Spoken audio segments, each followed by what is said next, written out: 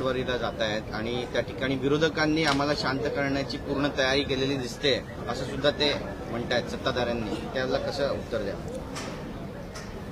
शरद पवार साहेबांचा आम्ही सन्मान करतो, पण त्यांनी या वयात स्थानिक स्वराज्य संस्थेमध्ये पुन्हा आपली जमानत वाचवण्याकरता शरद पवार साहेब धडपड करतायत.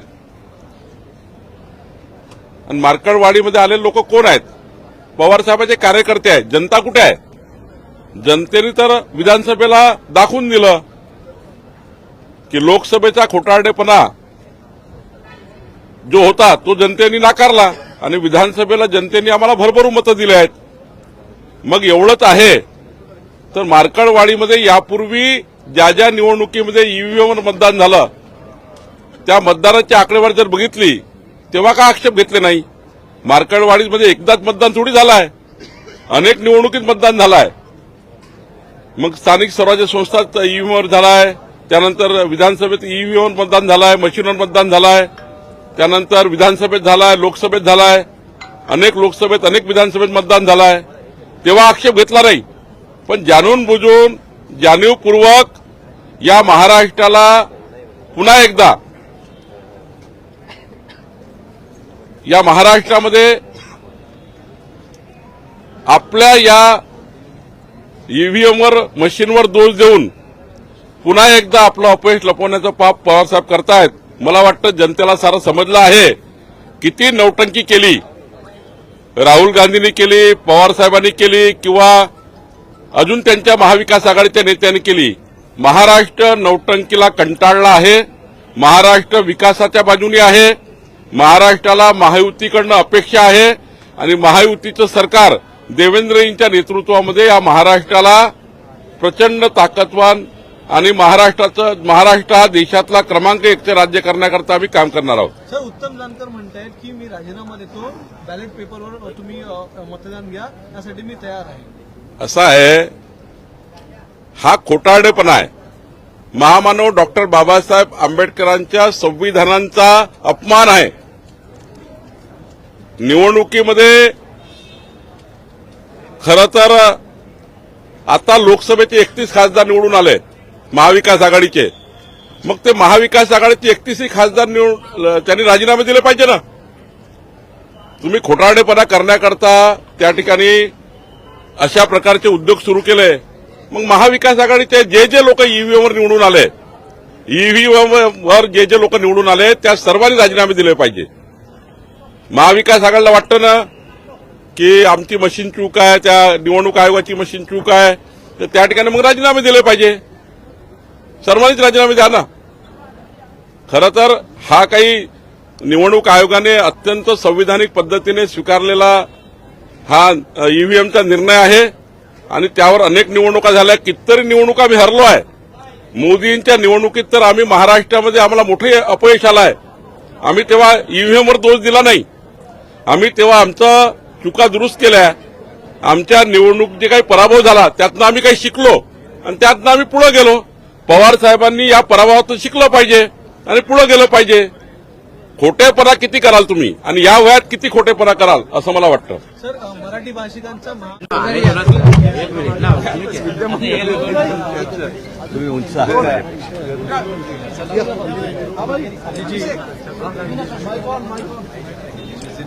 जैसा तुम्हें विचारा तसं लातूर में वक्फ बोर्ड ने 103 किसानों को उनकी जमीन को लेकर नोटिस दी है और वो जमीन वक्फ बोर्ड ने कहा है कि हमारी जमीन है, उसे लेने की बात. मुझे लगता है ये सारे मुद्दे तो है, लेकिन सबसे अहम मुद्दा आज हमारे राज्य में जो चल रहा है वही है जो कल हमने जिस पे प्रोटेस्ट की थी. राज्य के जो हमारे सारे जो जीत के आए हुए उम्मीदवार हैं वो भी आज पूछ रहे हैं कि ईवीएम पे जो शक है हर एक के मन में उसका कोई जवाब है कि नहीं. कल मैंने देखा तो चीफ इलेक्शन कमिश्नर कहीं कह रहे हैं कि कुछ निंदा रास चल रही है कुछ, लेकिन थोड़ी तो शर्म करे इलेक्शन कमिश्नर और ये कहे कि ये चुनाव जो हुए हैं वो कैसे हुए. जो हमारे सवाल है कोई जवाब देगा क्या इलेक्शन कमीशन की तरफ से, वो है. जो बात अपनी कही है, मुझे लगता है अभी तो सरकार है, सरकार ने सीएम ने बयान देना चाहिए. आज मरकड़वाड़ी में जिस तरीके से तय हुआ कि ग्राम सभाएं अपना प्रस्ताव पारित करेंगी और वो इलेक्शन कमीशन को भेजेंगी कि हमें इस तरीके से चीजें नहीं चाहिए, क्या इससे वो हल होगा क्या? क्योंकि अपोजिशन लीडर के तमाम सारे नेता लगातार इलेक्शन कमीशन से किसी भी लोकतंत्र में जनता की आवाज सबसे महत्वपूर्ण होनी चाहिए. आज हमें लगने लगा है कि इसमें चीफ इलेक्शन कमीशन जो बीजेपी के दफ्तर से चलता है उनकी आवाज सबसे महत्वपूर्ण है, ना कि जनता की। जनता की मांग सिर्फ यही है कि वहां मॉक पोल किया जाए बैलेट पेपर से। मॉक पोल से कुछ बदलने वाला नहीं है, ना सरकार के जो नतीजे या ईवीएम ने दिया हुआ मैंडेट है वो बदलने वाला है, ना सीईसी ने दिया हुआ मैंडेट बदलने वाला है। लेकिन ये तो पता चलेगा कि सत्य क्या है। ये देश सत्यमेव जयते पे चलता है, सत्तामेव जयते पे नहीं। सत्तामेव जयते पे चीफ इलेक्शन कमिश्नर चल रहे हैं। आज आप लोगों ने शपथ ली है सदस्यता की, तो क्या डिसाइड हुआ? क्योंकि कल आप लोग नहीं, कल हमने कहा था कि कल हम शपथ नहीं लेंगे। एक दिन के लिए हमने जो आंदोलन करना था वो तो किया है, लेकिन आमदार बन के, विधायक बन के आगे का जो काम होता है वो हाउस के अंदर और हाउस के बाहर, भीतर और बाहर, ये दोनों हम करेंगे। एक ही बात है इसमें कि हमारा आंदोलन तो जारी रहेगा, क्योंकि ये आंदोलन ये कोई 1-2 दिन का नहीं है, ये एक लंबा चलने वाला आंदोलन है। क्योंकि ये सारी जनता जो है, देश की जनता आज पूछ रही है कि अगर कोई भी जीत रहा हो या हार रहा हो उसमें सत्य क्या है। और हम तो जीते हुए उम्मीदवार हैं, हम तो विधायक बन चुके हैं, तो भी हम पूछ रहे हैं कि हमें बैलेट पेपर पे वोटिंग क्यों नहीं अधिकार मिल रहा है। वीवीपैट का जो कई उम्मीदवारों ने मांगा था रिकाउंट, वो क्यों नहीं दिया गया। तो ये बातें तो लोगों की नजर में है। और कल भी आपने देखा होगा, कल जितना महत्व आपने भी दिया है हमें, क्योंकि हमारी जो आंदोलन की भूमिका थी वो उचित थी। आपके एक विधायक है सुनील राउत, उन्होंने बड़ा स्टेप लिया। उनका कहना है कि मैं इस्तीफा देने के लिए तैयार हूं, लेकिन मेरी विटोली में भी बैलेट पेपर होना चाहिए। ये मुझे लगता है सभी लोगों की भावना है कि अगर बैलेट पेपर पे हो तो चुनाव हो सकते हैं, लेकिन हमें पता है कि ये इलेक्शन कमीशन जो भाजपा के दफ्तर से चलता है वो होगा नहीं। जो काफी सारे प्रश्न उठाए गए हैं, आखिरी घंटे में जितना वोटिंग हुआ, कितने प्रतिशत वो रिवीजन हुई, ये सारे जो जवाब हम मांग रहे हैं, उत्तर मांग रहे हैं, वो तो दे इलेक्शन कमीशन, जनता में आके दे, ना कि सिर्फ निंदा करे। देखो, हंसी मजाक करनी है तो वो कपिल शर्मा शो पे भी जा सकते हैं या कई कॉमेडी शो पे जा सकते हैं और बात कर सकते हैं। वैसे तो उन्होंने चुनाव भी वैसे ही कॉमेडी जैसे चला है। इतनी % की रिवीजन, कितने प्रतिशत की रिवीजन हुई 2 दिनों में? कभी आपने इलेक्शन कमीशन के इतिहास में या सारे जो चुनाव है इस देश में उसके इतिहास में देखा है कि इतनी रिवीजन होती है कभी 2 दिनों में? आज महाविकास आघाड़ी में टकराव दिखाई दे रहा है। समाजवादी पार्टी एक तरफ जहां बोली कि वो अलग हो जाएगी, देखिए, मैं उन पे ज्यादा बयान नहीं देना चाहता। वो कभी कभी भाजपा की बी टीम, यानी यहाँ क्या अखिलेश जी के नहीं, अखिलेश जी अपनी लड़ाई लड़ रहे हैं, यहाँ की जो है वो कभी कभी भाजपा की बी टीम की जैसे बर्ताव करते हैं, वो हमने पहले भी देखा है। और इस चुनाव में भी मुझे ज्यादा बोलने के लिए आप इस पे ना लाइए। उन्होंने किसकी मदद की, कैसे मदद की, तो सबको जाहिर है। लेकिन मैं ये कहना चाहता हूँ कि कल का जो ट्वीट था वो पहले भी करते हैं, लेकिन हमारा जो हिंदुत्व है स्पष्ट है। हमने कभी ये नहीं कहा कि हम हिंदुत्ववादी नहीं है। हमारा हिंदुत्व घर में चूल्हा जलाने वाला हिंदुत्व है, हाथ को काम देने वाला हिंदुत्व है, हृदय में राम और हाथ को काम, ये करने वाला हिंदुत्व। और हम स्पष्ट है, हमारा हिंदुत्व सबको साथ में लेके चलने वाला है। यानी कहा था भाजपा ने सबका साथ सबका विकास, लेकिन हम सबका साथ सबका विकास असल में करते हैं, कहते हैं और करते भी आए हैं। हमें महाविकास आघाड़ी में ये जो ए टीम्स बी टीम्स है वो ना सिखाया। महाराष्ट्र ने देखा है कि हिंदू हो, मुस्लिम हो, सिख हो, ईसाई हो, पारसी हो, बुद्धिस्ट हो, सारे लोगों को साथ में लेके आगे जाने का काम उद्धव बालासाहेब ठाकरे इस व्यक्ति ने किया है और हम आगे भी करते रहेंगे। और यही हमारा हिंदुत्व स्पष्ट है, हृदय में राम, हाथ को काम। ममता बनर्जी जी ने कहा है कि इंडिया गठबंधन का वो लीड करने के लिए इच्छुक है। आपको भी क्या लगता है, क्योंकि बाकी और पार्टियां समर्थन कर रही है इंडिया गठबंधन? इंडिया गठबंधन ये हमारे देश के संविधान के लिए लड़ रहा है, हमारे लोकतंत्र के लिए लड़ रहा है। दिल्ली में अगर आप देखिए, लोकसभा में हो या हर एक राज्य में हो, हमारा जो गठबंधन है हमारे संविधान और हमारे जनता की आवाज के लिए लड़ रहा है। ममता दीदी तो हमारे बहुत करीबी है, उत्कृष्ट नेता भी है। वैसे ही केजरीवाल साहब अभी चुनाव में दिल्ली में उतरेंगे, तो ये सारे लोगों में बातचीत हो और आगे अपोजिशन लीडर के तौर पर क्या हो। मार्केटवाडीमध्ये तिथूनच लॉंग मार्च हे राहुल गांधी सुरू करणार असलेली बैठक आपण देखील जाणार आहात? नक्कीच आम्ही जाणार आहोत। आम्ही या टप्प्याटप्प्याने जात आहोत, कारण तिथे आपण पाहताय जास्ती जर लोक गेली तर गडबड पण होऊ शकते। एक महत्वाचं आहे, स्थानिक जनतेने मार्केटवाडीमध्ये जे सांगितलं होतं की तिथे बॅलेट पेपर और मॉक पोल पाहिजे। आता मॉक पोलने सरकार पडणार आहे का, तर नाही, पण सरकारच्या मनात एवढी भीती काय, निवडणूक आयोगाच्या मनात भीती काय एवढी? मॉक पोल दिला, बॅलेट पोल पेपरवर दिलं तर काय बिघडते तिथे? उलट तिकडचे जे जिंकून आलेले आमदार आहेत ते पण सांगतायत की आम्हाला मॉक पोल द्या। असं नाही ना की कोणी हरलेलं सांगताय, जिंकून आलेले सांगतायत। अपोजिशन लीडर के तौर पर जिस तरीके से बघा आता आवाज वाढत चाललाय। महाविकास आघाडीमध्ये हिंदुत्वाच्या मुद्द्यावर काही बघा, समाजवादी पक्ष अखिलेश यादवजी जे चालवतात ते यूपीमध्ये एक वेगळेपणे चालवतात। इंडिया आघाडीचं तिथे खूप छान नेतृत्व करत आहेत। इकडचं जो त्यांचं जे काही आहेत, अनेकदा मी हाऊसमध्ये बसून पाहिलेलं आहे आणि ह्या निवडणुकीत पण पाहिले की ती भाजपची बी टीम म्हणून काम करतात। मला त्यांच्यावर बोलायचं नाहीये। हे जे कालचं ट्विट होतं ते आधी पण करत आले, पण महत्वाची गोष्ट ही आहे की कुठच्या विषयाला किती खेचून न्यायचं, भाजपची बी टीम म्हणून वागायचं का, हा एक प्रश्न पडतोच. पण मला वाटतं हा विषय लांबवायचा नाहीये. आमची जी भूमिका आहे ती स्पष्ट आहे. आमचं हिंदुत्व आम्ही पहिलं पण सांगितलं, हृदयात राम आणि हाताला काम, ते आमचं आहे. सगळ्यांच घेऊन सोबत चाललोय. उलटं तुम्हाला अजून एक सांगतो, कदाचित आम्ही एकमेव पक्ष असे असू जे स्पष्टपणे सांगतो की आम्ही हिंदुत्ववादी आहोत. सबका साथ सबका विकास जे भाजप सांगत होते ते आम्ही करत आहोत, भाजप नाही करत आहे. पण आमच्या सोबत आणि उद्धव बाळासाहेब ठाकरे या व्यक्तीच्या नावावर आपण पाहत असाल, हिंदू असतील, मुस्लिम असतील, शीख असतील, पारसी असतील, बौद्ध असतील, ख्रिश्चन असतील, जैन धर्म, हे सगळेच येतात सोबत. कारण आमचं हिंदुत्व स्पष्ट, आम्ही जसं सांगितलं, आमचं घरातली चूल पेटवणारं हिंदुत्व आहे, भाजपचं हिंदुत्व आहे घर पेटवणारं हिंदुत्व.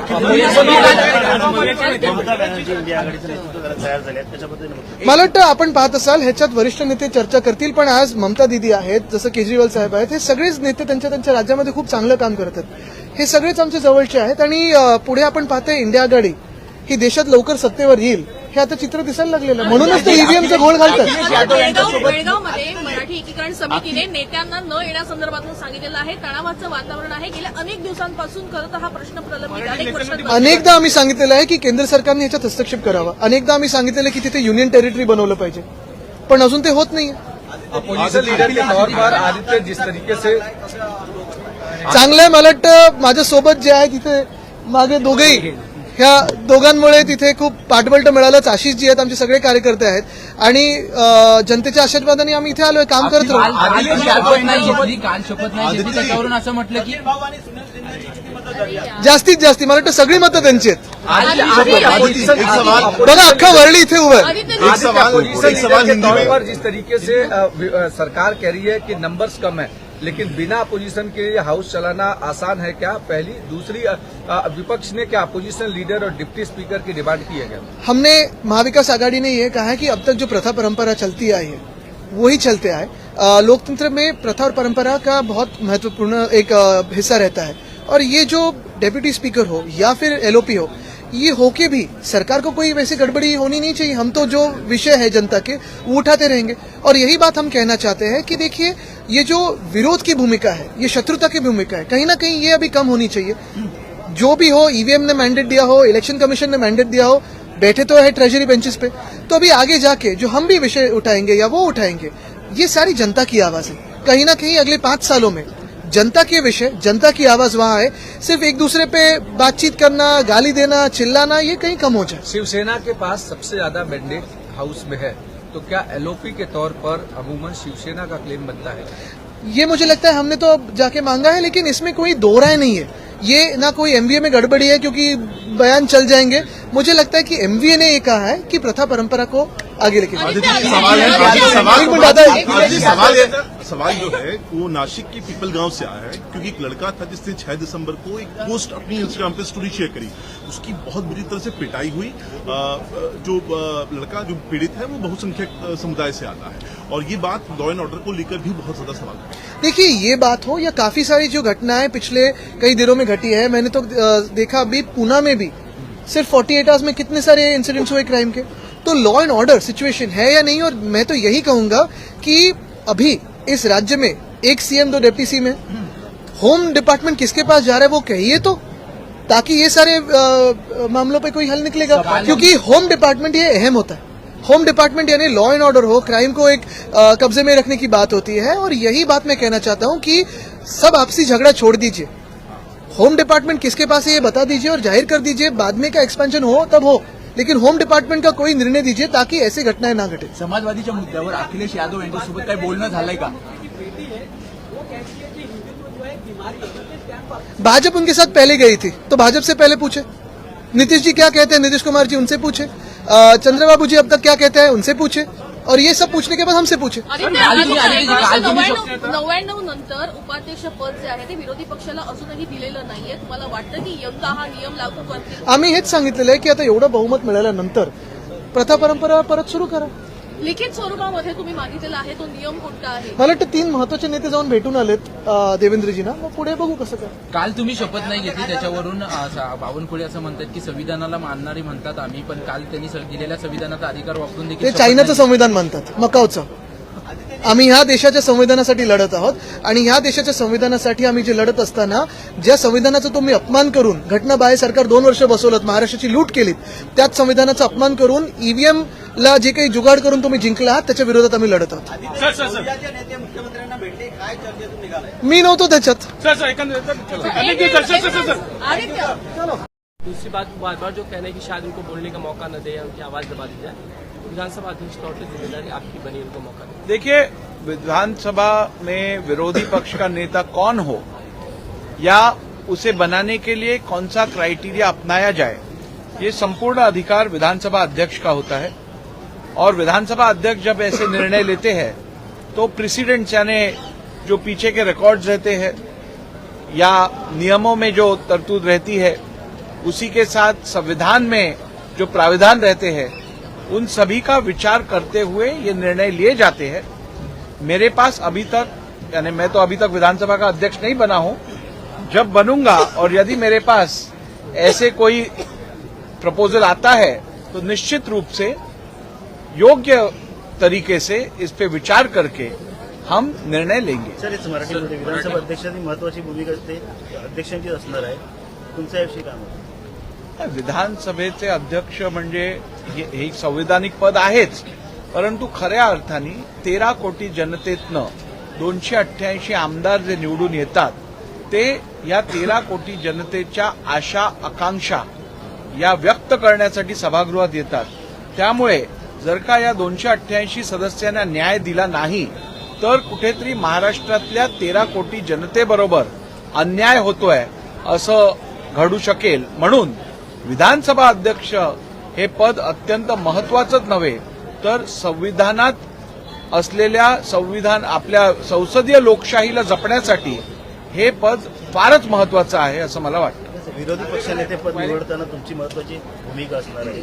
नाही, विरोधी पक्ष नेता निवडण्यासाठी संपूर्ण अधिकार किंवा त्याला रेकग्निशन द्यायचे संपूर्ण अधिकार हे विधानसभेच्या अध्यक्षांचे असतात। समाजवादी पार्टीचे आमदार रईस शेख यांनी शासकीय विधेयक समोर आणलेलं आहे, त्याच्यामध्ये मागणी करतात की ऐतिहासिक जे महापुरुष आहेत किंवा धर्मगुरू असतील यांच्या संदर्भात जर काही वादग्रस्त वक्तव्य, काही अपमानजनक टिप्पणी केली जातात त्याच्यावरती मोक्काच्या धर्तीवरती शिक्षेची तरतूद करावी, समर्थन असेल भाजपचं या गोष्टी? ज्या वेळेला सभागृहात असं विधेयक मांडलं जाईल त्यावेळेला सभागृह यावरती विचार करेल, कारण शेवटी एखादं विधेयक किंवा एखादं प्रायव्हेट मेंबर बिल सभागृहात मांडल्यानंतर ती सभागृहाची प्रॉपर्टी होते, ती कुठच्या एखाद्या विधानसभा सदस्याची किंवा एखाद्या पक्षाची बाजू नसते।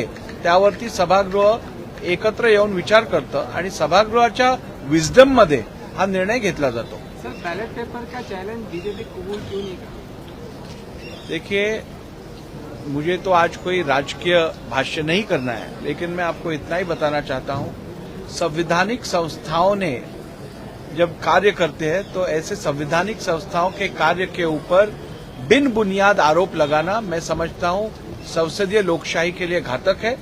और मेरी यही अपील रहेगी सभी दलों से, सभी विधायकों से कि वह ऐसे संवैधानिक संस्थाओं के ऊपर आरोप लगाकर इन्हें अंडरमाइन करने का काम न करें।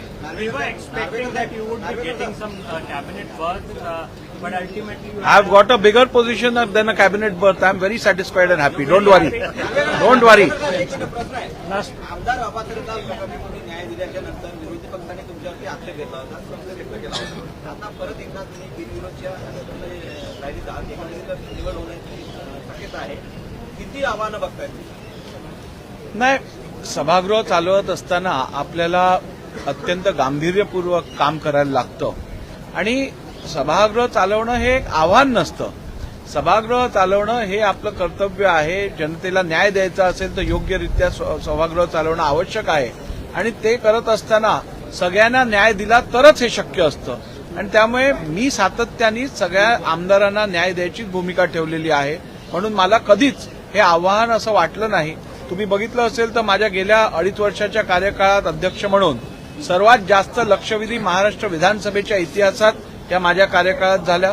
विधिमंडळाला पेपरलेस करण्याचं काम हे माझ्या कार्यकाळात झालं। डिजिटलायझेशन संपूर्ण 1937 पासून आजपर्यंतचं रेकॉर्ड डिजिटलाइज करायचं काम हे माझ्या कार्यकाळात झालं।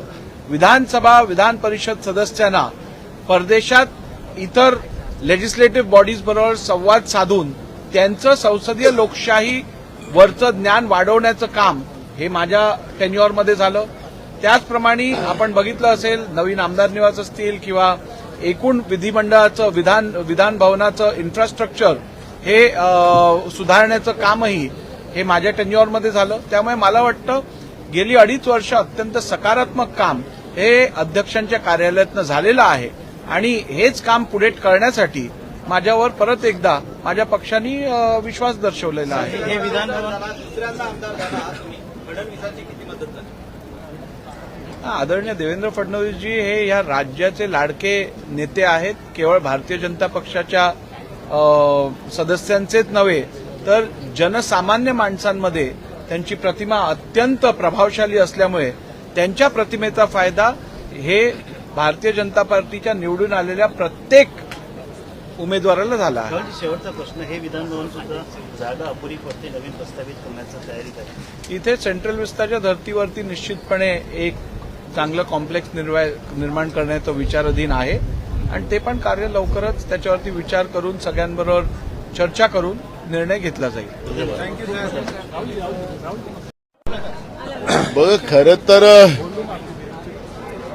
एक मरकडवाडीचाच इश्यू नाहीये. महाराष्ट्रातल्या प्रत्येक गावामध्ये हा इश्यू निर्माण झालेला आहे. जनतेच्या मनात अजूनही आलेलं सरकार हे जनतेच्या मनातलं नाही, जनतेच्या मतातलं नाही. सरकार कसं आलं हेच लोकांना अजूनही महाराष्ट्रात संभ्रम आहे. त्यामुळे अनेक गावामध्ये ग्रामसभेचे ठराव घेण्याची प्रक्रिया सुरू झालेली आहे महाराष्ट्रात आणि याची दखल मुख्यमंत्री काय घेणार? याची दखल माननीय निवडणूक आयोग आणि माननीय सुप्रीम कोर्ट यांनी याची दखल घेतली पाहिजे. हा असंतोष लोकशाहीमध्ये या पद्धतीचा निर्माण होणं, दिवसाढवळ्या लोकशाहीचा खून होणं, याची दखल या निमित्तानं या दोन्ही संस्थांनी घेतली पाहिजे, या संविधानिक संस्थांनी घेतली पाहिजे. ही भूमिका आता महाराष्ट्राच्या जनतेची आहे आणि म्हणून या पद्धतीच्या ठरावाची मोहीम आणि मॉक पोलिंगचं दृष्टिकोन ठेवून लोक काम करतात, तर याची दखल घेतली गेली पाहिजे. ही भूमिका काँग्रेस पक्षाची आहे. अजूनही त्यांचा कुठला प्रोग्राम आलेला नाही. आला की आम्ही तुम्हाला कळवू. काल तुम्ही बहिष्कार घातला, रात्रभरात असं काय फिरलं की आज सभापती घ्यावी लागली? मला एक कळत नाही. प्रश्नच तुम्ही असा विचारला की त्या प्रश्नाचं तुम्हीच उत्तर दिलं पाहिजे असं मला वाटतं. कारण की मूळ प्रश्न असा आहे की आताच जो पहिला प्रश्न विचारला त्या प्रश्नावरच मी सांगतो की जनतेच्या भावना आहेत की हे जे सरकार आहे जनतेच्या मतातलं नाही. आमची मतं चोरली गेलेली आहेत. रात्री 76 लाख जे मतं वाढली तिथंच हा सगळा या सगळी दाळ काळी झालेली आहे. त्यामुळे लोकांच्या भावना आहेत आणि जनभावना मांडणं त्याच्यासाठी हे सभागृह आहे. त्यानिमित्तानं हे विधानसभा आहे, त्यानिमित्तानं लोकसभा आहे आणि त्या दृष्टिकोनातून जनभावना मांडण्याचं काम आम्ही काल केलेलं आहे. आम्ही निवडून आलेले आमदार आहोत. आता विधानसभेतही ही लढाई आम्ही लढू आणि रस्त्यावरची लढाई लढू. त्यामुळे आज जो काही प्रोग्राम होता त्या आधारावर आज आम्ही सगळ्या आमदारांनी शपथ घेतलेली आहे. नाना जिस तरीके से मरकड़वाली में वहां पर एक तय किया गया कि हम प्रस्ताव पारित करके और लोग चुनाव आयोग को भेजेंगे, इससे क्या आपको लगता है कि चेंजेस होगा? जिस तरीके से बिल्कुल आखिरी मेरा वोट वो मेरा अधिकार है. वोट मारने के बाद हमारा कोई अधिकार ही नहीं बचता है. आज किसान दिल्ली की सीमाओं पे अपने अधिकार की मांग लेके आए. केंद्रीय कृषि मंत्री कहते हैं कि हम एमएसपी का कानून नहीं बनाए. किसानों की मांग है कि सरकार ने एमएसपी का कानून बनाना चाहिए. ये जनभावना है. सरकार ने जनभावना का आदर करना चाहिए. देश में बेरोजगारी बड़े पैमाने में बढ़ी है. बेरोजगारों ने मोर्चा निकाला, उनको भी लाठियों से मारा गया. किसानों को गोलीबारी की गई, उनको भी लाठी से मारा गया. तो एक वोट मारने के बाद उनका अधिकारी बचता नहीं. तो मेरा वोट सही सलामत है या नहीं है, और मेरा वोट मैं जिसको वोट मारता हूं, जिस विचारधारा को मार रहा हूं वो उसी को जा रहा है कि नहीं, ये शंका अगर मन में आती है तो यही मेरा व्यक्ति स्वतंत्र के ऊपर मेरा उसका वायलेशन हो रहा है। और इसलिए जनता की ये भूमिका है कि हमारा वोट अब बैलेट पे होना चाहिए, मशीन में नहीं होना चाहिए। ये जनता की भावना है और वही भावना को लेके मार्केटवाड़ी में जिस तरह से लोगों ने मॉक पोलिंग करने की भूमिका ली, खुद का कंट्रीब्यूशन हुआ के लोगों ने किया, लेकिन चुनाव आयोग और राज्य की सरकार ने पुलिस के दबाव के आधार पर उनके बूथ कैप्चरिंग कर लिया, उनके ऊपर गुन्हे दाखिल कर लिया। आखिर तुम लोगों के अधिकार का हनन कैसे कर सकते हो? और इसलिए उस गांव के लोगों ने, मार्कंडवाड़ी के नहीं तो पूरे महाराष्ट्र में ये भूमिका अब हर गांव में शुरू हो गई है। हर गांव में ग्राम सभा का ठहराव लेने का काम शुरू हुआ है। जो संस्था हो, जिला परिषद हो, नगर पालिका हो, यही संस्थाओं में भी अब ठहराव लेने का काम शुरू हुआ कि अभी आने वाले सभी चुनावों में वोटिंग ये बैलेट पे होना चाहिए। ये मांग महाराष्ट्र में से सब तरफ से शुरू हो राहुल गांधी कब तक आ रहे हैं और एक सवाल। राहुल गांधी कब तक आ रहे हैं और महाराष्ट्र के नेता जो कांग्रेसी नेता हैं वो मार्केटवाड़ी जा रहे हैं क्या? देखो, हमने हमारा एक जत्था जाके आया है, हमने वहां के पूरे डिटेल्स लिए हैं, वहां के लोगों की भावनाओं को हमने समझा है। हमारे राज्य के प्रवक्ता अतुल लोंढे जी और उनकी एक टीम मार्कंडवाड़ी जाके आ गए हैं। उसके बारे में पूरा डिटेल्स हमने हमारे नेता राहुल जी और हमारे राष्ट्रीय अध्यक्ष खरगे जी को हमने दिया है। उन्हें पूरे डिटेल्स मांगा था और डिटेल के बाद अभी तक उनका कोई प्रोग्राम हमारे पास आया नहीं है। जैसे ही प्रोग्राम आएगा तो हम आपको खबर करेंगे। सर, लातूर में वक्फ बोर्ड ने 103 किसानों को नोटिस भेजा है, सर क्या कहना चाहेंगे इसमें? वो किसान ऐसे हैं जो जनरेशन से उस जगह पर खेती करते आए हैं और अब वक्फ बोर्ड जो है वहां पर अपना अधिकार जमा रहा है। इसे कैसे देखते हैं और क्या कहना चाहिए? देखो, ये स्थिति किस आधार पर वक्फ बोर्ड ने नोटिस भेजा है, क्या उनके अधिकार है क्या नहीं है, इसकी डिटेल मेरे पास आज अभी नहीं है। तो इसलिए मैं उस पर अभी चर्चा करना और उसका जवाब देना ये स्वाभाविक नहीं हो सकता है। मेरे पास डिटेल में मंगा लेता हूँ। अगर किसानों की जमीन है, वह खेती करते हैं और उनकी जमीन अगर वक्फ बोर्ड अपने कब्जे में लेना चाहती है, अगर 7/12 इनका किसानों का होगा, उनकी मालकियत होगी, तो ये वक्फ बोर्ड को वक्फ बोर्ड नहीं कर सकता। लेकिन मेरे पास डिटेल नहीं है तो उस पर अभी मैं कोई वक्तव्य नहीं करूंगा। महाविकास आघाड़ी की अगर बात करें तो कल समाजवादी पार्टी के नेता अबू आजमी ने खुलेआम उद्धव ठाकरे को चैलेंज किया। उन्होंने कहा कि वो बाबरी मस्जिद का डिमोलिशन सेलिब्रेट कर रहे हैं। तो क्या उद्धव ठाकरे कंफ्यूज्ड है महाविकास आघाड़ी में, या आप लोगों की जो विचारधारा है भले मैच नहीं करती है लेकिन सहयोगियों के आइडियोलॉजी का ख्याल नहीं रखा जा रहा है क्या? देखो, अबू आजमी जी को मैंने आज भी ढूंढा, आज भी वो हाउस में नहीं थे। अगर वो मुझे आज मिलते तो मैं उनसे बात करके दोनों हम लोग आपके सामने आते, लेकिन मेरे से उनसे बात नहीं हुई। मैं कल भी आपको बोला था की हम उनसे बैठ के बात करेंगे और बाद में आपसे चर्चा करेंगे। नाना, आता मुख्यमंत्र्यांची देखील तुम्ही भेट घेतलेली आहे, एकूणच काय नेमकी चर्चा झाली आहे? विरोधी पक्षासंदर्भात काही मागणी होते आहे महाविकास? आज विधानसभा अध्यक्षाचं फॉर्म भरायची आखरी वेळ होती 12 वाजता। आम्ही 11:30 वाजता माननीय मुख्यमंत्र्यांना भेटलो। आमचं महाविकास आघाडीचं एक डेलिगेशन आम्ही त्या ठिकाणी होतो। महाराष्ट्रामध्ये परंपरा राहिलेली आहे की विधानसभेचं अध्यक्षपद हे निर्विरोध निवडून आलं पाहिजे आणि ती परंपरा कायम राहावी, या दृष्टिकोनातून आम्ही त्यांना भेटलो आणि त्यांच्याशी चर्चा केली। नाना, आप अपोजिशन ने क्या बातचीत की है? क्या डिप्टी स्पीकर और अपोजिशन लीडर के तौर पर विपक्ष का आदमी होना चाहिए? क्या सीएम से इस बारे में या सरकार के नेताओं के साथ बात हुई है क्या? देखो, हमने बात रखी है कि जो महाराष्ट्र की विधिमंडल के कामकाज की जो परंपरा रही है आज तक, वो परंपराएं हमेशा बनी रहे। हमारे वैचारिक कितने भी मतभेद हो, लेकिन संस्था ये जो होती है, ये संस्थाओं का ये व्यवस्था ये चलती रहती है और ये परंपराएं चलती रहना चाहिए। और इसलिए अपोजिशन के पास डिप्टी स्पीकर का ये पोस्ट होना चाहिए। अपोजिशन लीडर की जो अभी कानूनन जो प्रॉब्लम हुआ है उसको कैसे ये कर अपोजिशन लीडर कैसा बनाया जाए, उसके ऊपर चर्चा शुरू है। तो मुझे लगता है कि हमने दोनों बात रखी है उनके पास, मुझे लगता है कि उन्हें सकारात्मक जवाब दिया है और ये परंपरा है वो कायम रखेंगे, ऐसा हमारा विश्वास है। बांग्लादेश में हिंदुओं के मंदिर जल रहे हैं, घर जल रहे हैं, मंदिर जो तोड़े जा रहे हैं उसको ये गलत हो रहा है और इसका कोई समर्थन नहीं करेगा।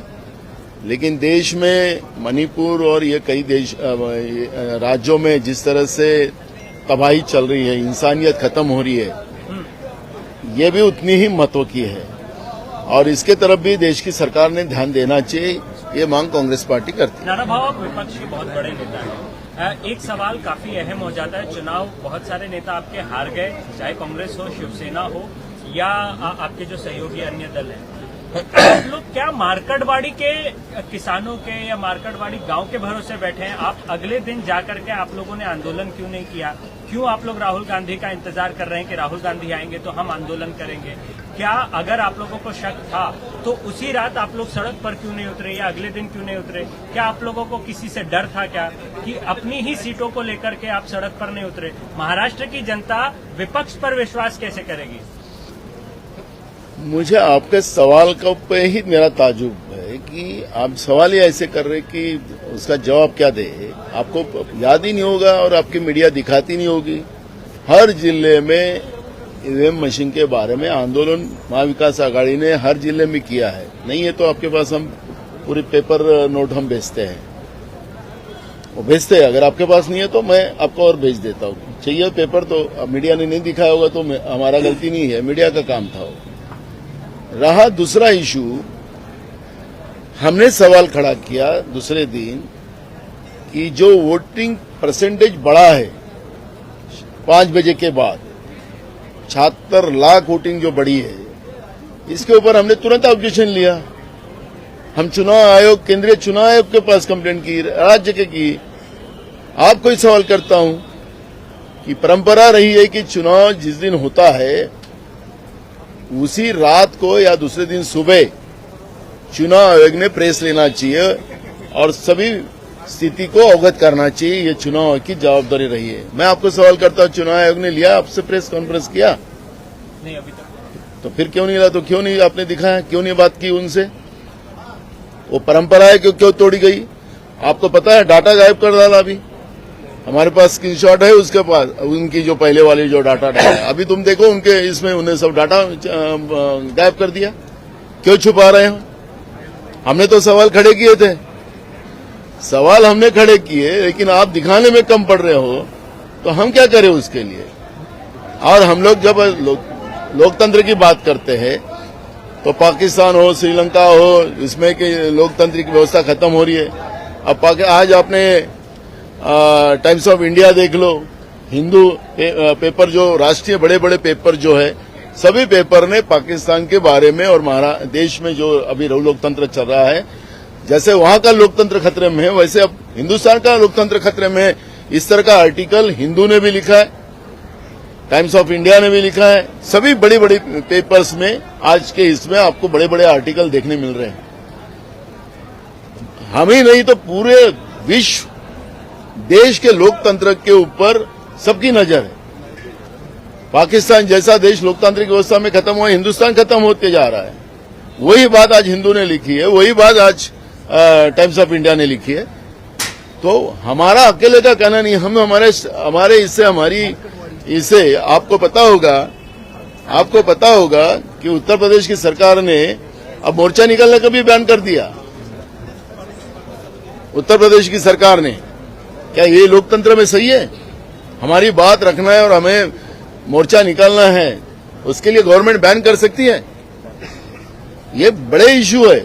इसलिए अपोजिशन के एग्जाम लेने से हम चौथा स्तंभ की भी जो जवाबदारियां है, वो चौथा स्तंभ की भी जवाबदारी को हम लोगों ने निभाना है। हम लोग हमारे तंग से कर रहे हैं। हमारा हर जिले में हमने जो वोटिंग जो हुई है उसके बारे में हम लोगों ने सब जगह आंदोलन किया है। हमारी चल रही है। मैं खुद चुनाव आयोग के पास, केंद्रीय चुनाव आयोग के पास मैं खुद डेलीगेशन में गया था। हमारी पूरी कोशिश चल रही आहे लोकतंत्र बचाने. आज विरोधी पक्ष नेत्यासंदर्भात काही बोलणं झालं आहे का तुमचं मुख्यमंत्र्यांचं? ममता बनर्जी इंडिया अलायंस को आगे लेके जाएंगे ऐसी मांग उठ रही है.